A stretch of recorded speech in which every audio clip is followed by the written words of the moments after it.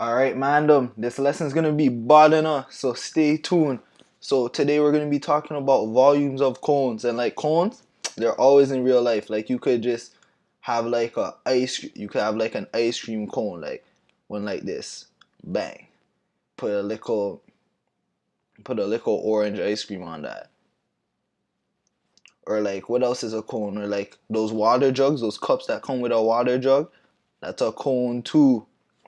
Or even on the streets, you see like pylons and stuff. Those are all cones, not the bottom part, but the top part right here, cones.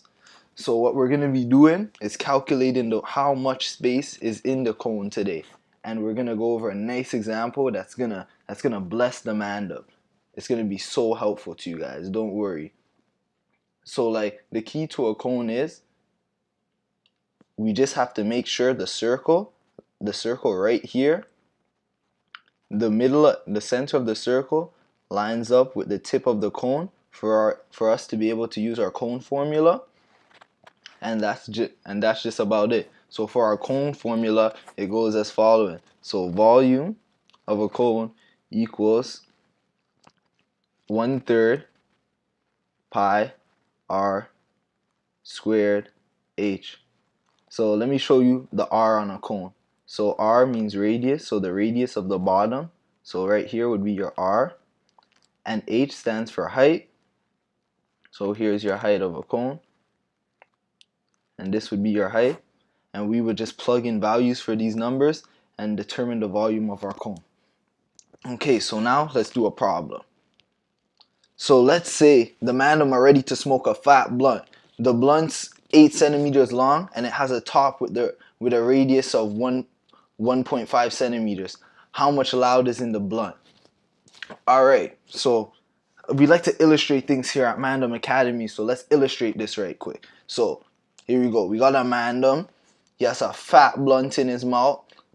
The blunt's long, so now we have to just do our measurements. So it said it's 8 centimeters long. So from here to here, it's 8 centimeters. And then it says it has a radius of 1.5. So from here, halfway down to here, that's 1.5 centimeters. Okay, so we have all the information we need to calculate this. So we can just go ahead and sub these values into our formula. So volume equals 1/3 pi r squared h.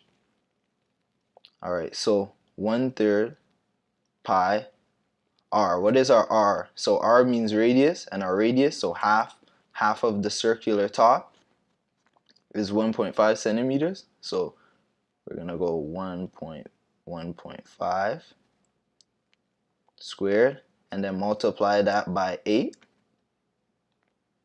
times 8, because that's our height or length in this case, but it all represents the height because it's the distance from the bottom of the cone to the top of the cone. And then alright, now we can just crunch some numbers. So we got 1/3 pi, this equals 2.25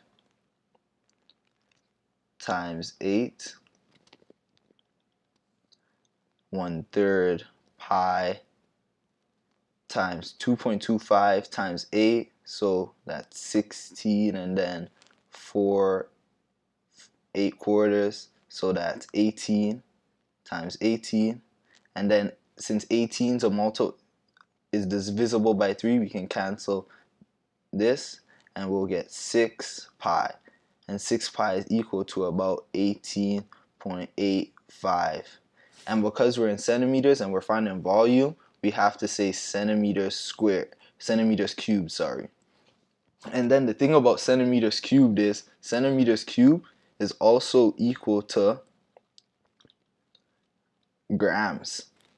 And that's perfect for when you're trying to calculate how much loud's in the blunt, because Nobody says, "Oh, I have 18 centimeters cubed of loud." Nah, you say you have 18 grams of loud. So that makes sense. So now we write, because it's a word problem, we write our therefore statement. Therefore, there is about 18 or about 19 grams of pack in the blunt. So I hope you guys see how this is useful. Like, say four mans are supposed to all pit are supposed to all drop. All mans are supposed to drop 5 grams on the blunt, but then you calculate the volume of the blunt and you're like, yo, the blunt can only hold 19 grams. Where's the other 1 gram? Just know the guy who was billing up pocketed that 1 gram. So don't get finesse. Math is useful, fam. Use math and you'll never get finessed on the blunt again.